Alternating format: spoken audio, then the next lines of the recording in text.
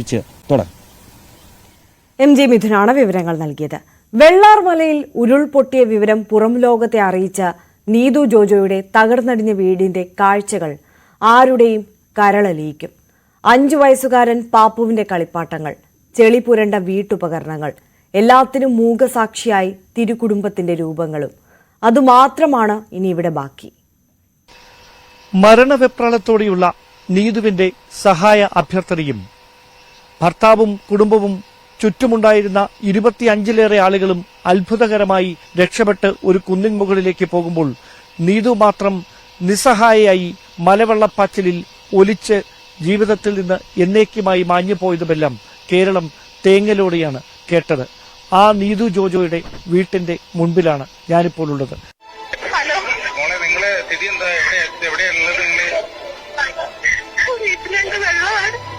എല്ലാരും കുറെ പേരൊക്കെ ഇവിടെ എത്തിച്ചു. ഇനി അറിയില്ല, പുറത്തിറങ്ങാൻ പറ്റാത്ത അവസ്ഥ. ഇനി പൊട്ടിയാൽ ഞങ്ങളൊക്കെ പോകും. സ്ഥലം എവിടെയാ നിങ്ങള്? Chooramala high school road. ഇപ്പൊ നിങ്ങളെല്ലാരും എവിടെയാ ഉള്ളത്? ഇപ്പൊ ഞങ്ങളുടെ വീട്ടിൽ തന്നെയാണ്. പക്ഷെ അകത്തൊക്കെ വെള്ളാനും താഴെയുള്ളവരൊക്കെ എങ്ങനെ രക്ഷപ്പെട്ട് വന്നു എന്ന് ഞങ്ങൾക്കറിയില്ല. ഞാനിപ്പോഴുള്ളത് നീതുവിന്റെ വീടിന്റെ ദയനീയമായ കാഴ്ച ഇപ്പോൾ ഇങ്ങനെയാണ്. ഈ വീട്ടിന്റെ പ്രവേശന കവാടം ഇതായിരുന്നു. അവിടേക്ക് വലിയ തടികളും വലിയ കല്ലുകളും ഒഴുകി വന്ന് ആ വീട്ടിന്റെ പ്രവേശന കവാടം അപ്പാടെ തകർന്ന നിലയാണ്. ഇപ്പോൾ ഈ വീടിന്റെ മുൻഭാഗത്തെ വാതിലിന്റെ മുമ്പിൽ ഇതാണ് കാഴ്ച. ഈ തകർന്നു കിടക്കുന്ന കൂട്ടത്തിൽ അവർ കിടന്നിരുന്ന മുറിയിലെ കട്ടിലിന്റെ ഭാഗങ്ങൾ കൂടിയുണ്ട്. അതിലും വേദനിപ്പിക്കുന്ന ഒരുപാട് കാഴ്ചകൾ ഈ വീടിന്റെ ഉള്ളിലുണ്ട്. ഒരുപക്ഷെ ഈ ദുരന്തം വിധി എത്ര ക്രൂരമായാണ് ഈ കുടുംബത്തോട് പെരുമാറിയത് എന്നതിന് ഈ വീടിനുള്ളിലെ കാഴ്ചകൾ തന്നെയാണ് ഏറ്റവും വലിയ ഉദാഹരണം. ഇതൊരു കട്ടിലിന്റെ ബാക്കിയാണ്.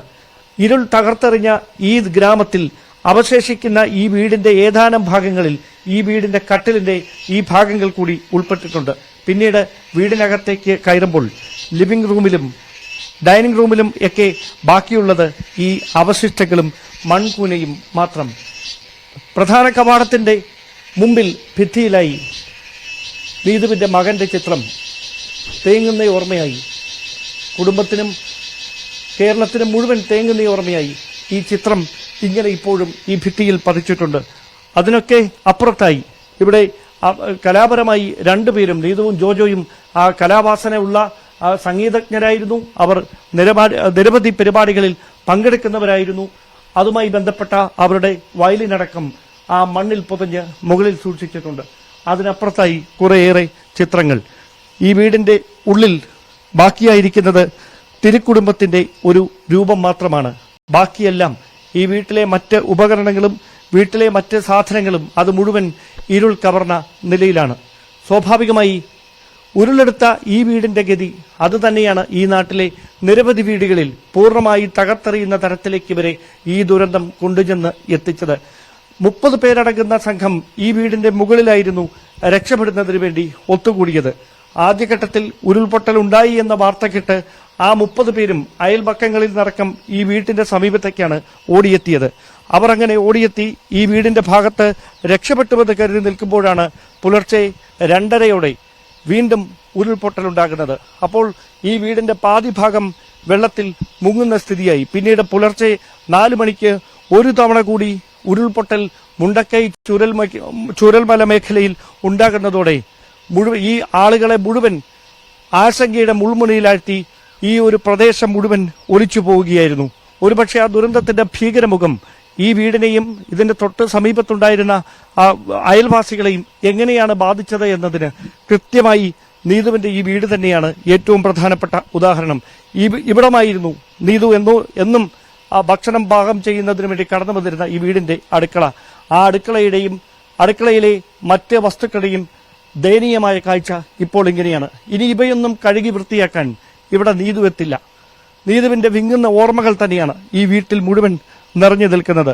എന്നും കുഞ്ഞിനെ കളിപ്പിച്ചിരുന്ന ഭർത്താവിനൊപ്പം സ്നേഹം പങ്കിട്ടിരുന്ന കുടുംബാംഗങ്ങൾക്കൊപ്പം ഒത്തുകൂടിയിരുന്ന ഈ വീട് ശോകമൂകമായി നീതുവിന്റെ വിങ്ങുന്ന ഓർമ്മകളിൽ നിറയുകയാണ്.